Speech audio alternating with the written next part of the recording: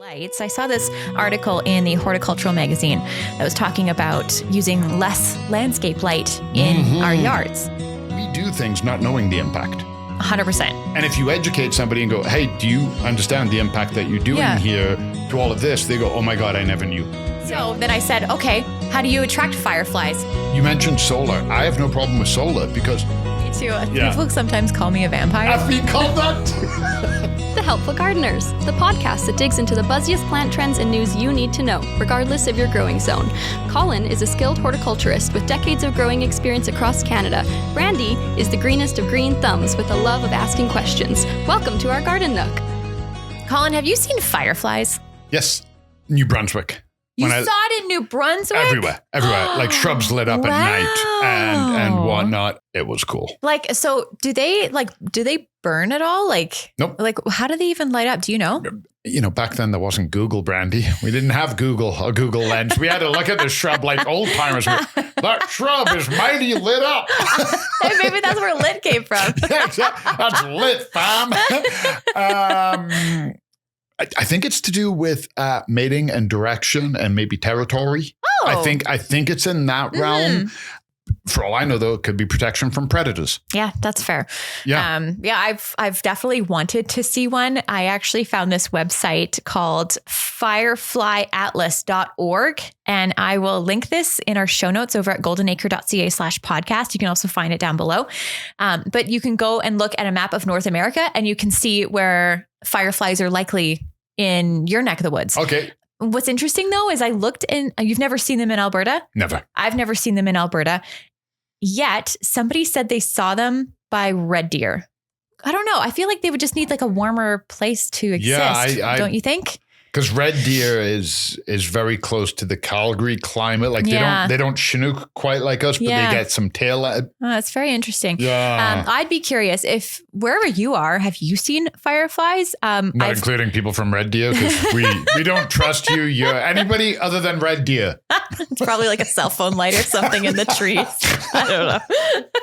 But I actually have made it my mission to go to an area that has fireflies, because when you look at the map, it's a large concentration, like down in Texas and Florida and that kind of thing. So I think further south is sort of. Does it? I don't know if you looked at the map. Does it show it all the way down the East Coast? Oh yeah, along the East Coast, so Washington, New York, big hotspot, big red zones. Some spots in Toronto, but Canada, it's very, very sparse. Like, I mean, this could just be like because it's an American website. Yeah.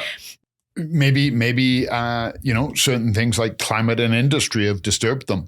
Because back, I hate it when you bring up things like this where I have to talk about back when.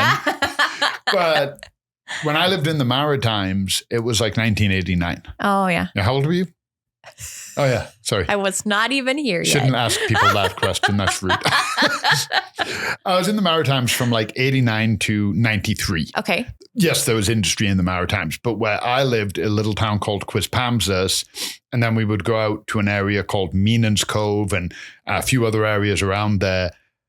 There was no industry. There were some houses, but they were very spaced out. It was all rivers and woodland. And the last time I was out there a few years ago, so there was a forest at the top of my friend's street, totally gone. All subdivision now. Wow. Yeah, all houses. Oh, no. So there's been a lot of development, and I don't want to say industrial, but yeah. I wonder what happens to the fireflies then. Huh. I don't recall seeing as many the last time I was out there, but I also wasn't looking. Yeah. So I don't want to say that, but they were everywhere back in the late 80s. Well, speaking of lights, I saw this article in the horticultural magazine that was talking about using less landscape light in our yards. Whenever I'm online looking at inspiration for my garden, I'm always seeing lighting being a part of it. People are asking for advice on like, what should I do with this long pathway that goes up to my house? And there's always light that's involved. Solar lights have become such a thing. I've seen tons of things online about adding lights to the top of your fences as sort of a perimeter thing. Edison bulbs on your balcony. Yeah, exactly. Yep. Patio stuff. Those pot lights around people's homes. Yeah, exactly. And not to mention those, is that what you're talking about? The lights that kind of go around like under the eave or whatever. Yeah. And it's like you can change them with the LEDs and stuff like that. That's a whole different thing. one of the people on my street, one of my neighbors in that area has both. Yeah. Yeah. So, and not to say like this is an entirely bad thing. Like I understand and they're cool and, there's security aspects and that kind of thing. But it's interesting how using a lot more light has actually become a little bit more damaging for the ecosystem that's living in your yard. And something that I think we can talk about today, because if you're planning your 2026 garden, and maybe you're starting with a empty, slate. Yep. Maybe you might want to consider this because it can disrupt plant cycles. So if you have a ton of light, plants need to sleep like we do. 100%. And if you just have a light on them all the time, what else? Pollinator confusion. So moths, they make up about 90% of nighttime pollinators. I know at nighttime I've had lights on and my door will be open and they'll find their way inside. One thing I don't miss from Maritime's throwback, you guys don't get them here, June bugs. I've heard they're huge. Yeah, they're totally harmless, except for the fact that they're going to give you a heart attack, and they've got prickly little legs, so they hang out. Gosh. So it's warm and humid. So you have your door open and the lights on inside. No word of a lie, you go out to your screen door, and there'll be 40 or 50 June bugs. Wow. Clinging on it, and they're about that big, and they get stuck in your hair. Oh, gosh. Yeah, they are totally harmless. They're not going to bite you. They're not going to do it. They don't sting. I'm not a fan. Oh, no, 100%. Yeah. But they are pollinators. Yep. And they do have a place. Yeah. Absolutely.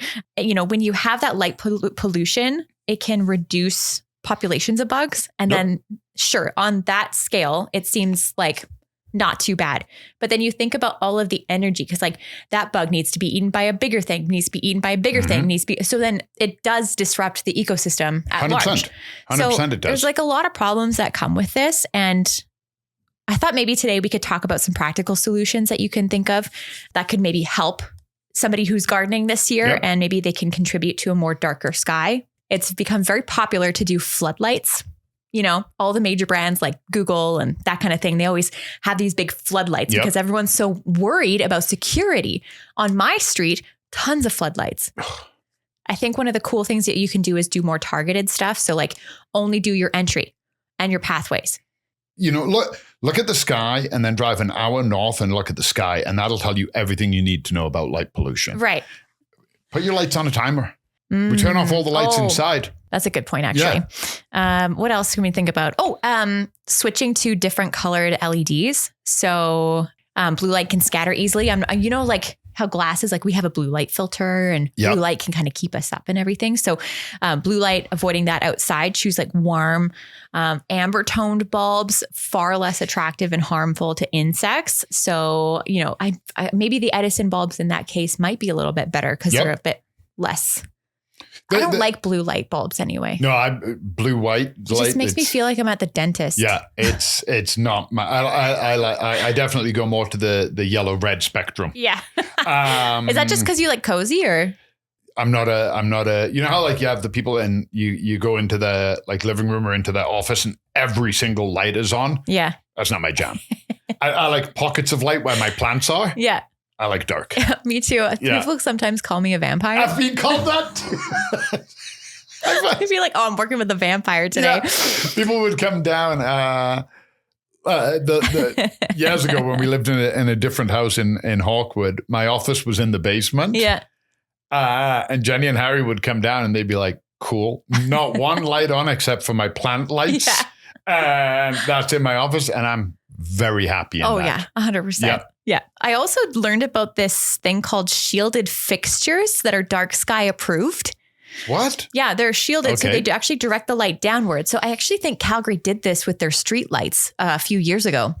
They changed them all out so that they would only go down. Yep. Do you remember? Yeah. So they changed them all out to like LEDs. I know some of them kind of turned purple or whatever with a defect. But, I remember seeing that. So there's, they're not perfect, but they don't go up as much, which is kind of cool. So I think you can find some of these for your garden as well. But that it doesn't really stop the effect though, because the light is still shining down on your plants. Yes, but if the moths are over top. Yeah.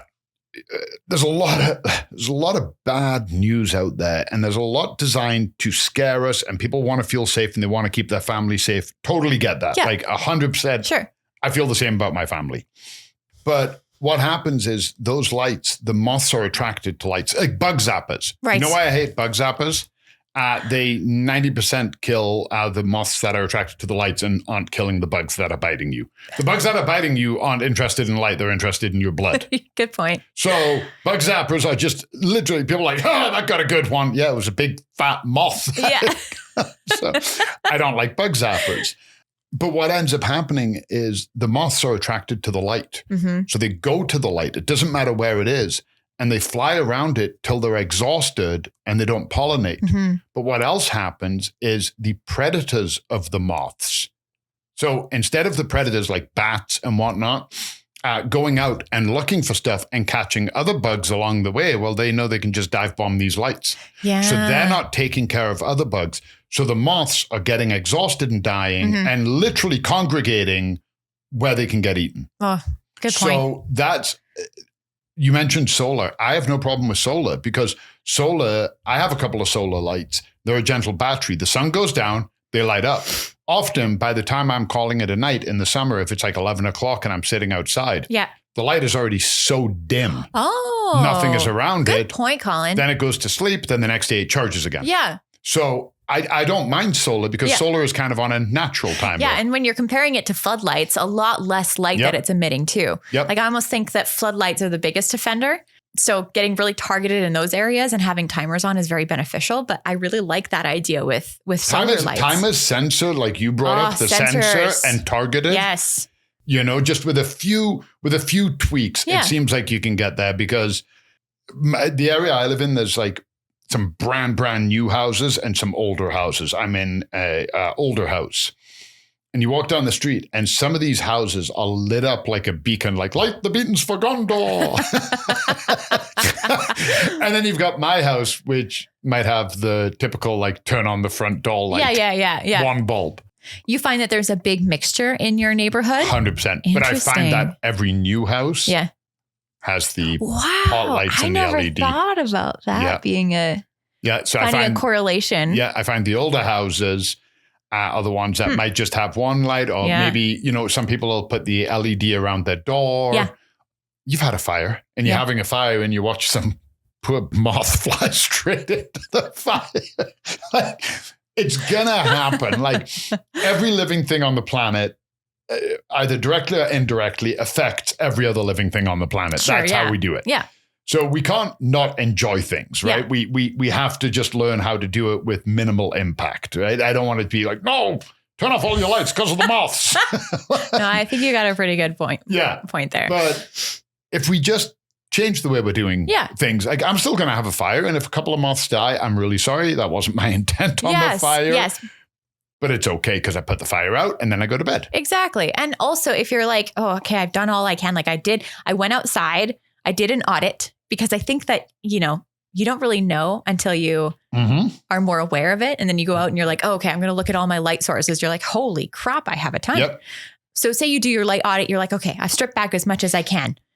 There is actually more that you can do to support the nighttime pollinators. So what if you did evening primrose or like more of like moon garden kind of thing? So like, great point. Yeah. Give them the beacon that is not a light, but more like a plant. So more white colored plants, more trumpet kind of flowers. Yep. Is it true that there are some pollinators and plants that have relationships?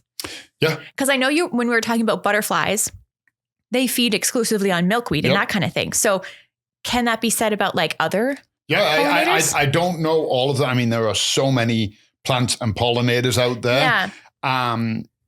But it's something like the European honeybee cannot pollinate the tomato. Oh. Yeah. So there's a good example. Yeah. It never evolved for that. The tomato flowers are tiny. Yeah. And the pollen is very sticky. The bumblebee goes in huge, opens it up and goes, and everything sticks to it. The honeybee, it doesn't even go there because it's not worth the effort. There's better things for it to get. Yeah. The magnolia is pollinated by beetles because the magnolia evolved before bees. I heard that. Yeah. So absolutely, there are, harmonious symbiotic relationships between certain groups, classifications of pollinators and plants. Okay, I like that. I live next to Fish Creek Park. I have found like specific types of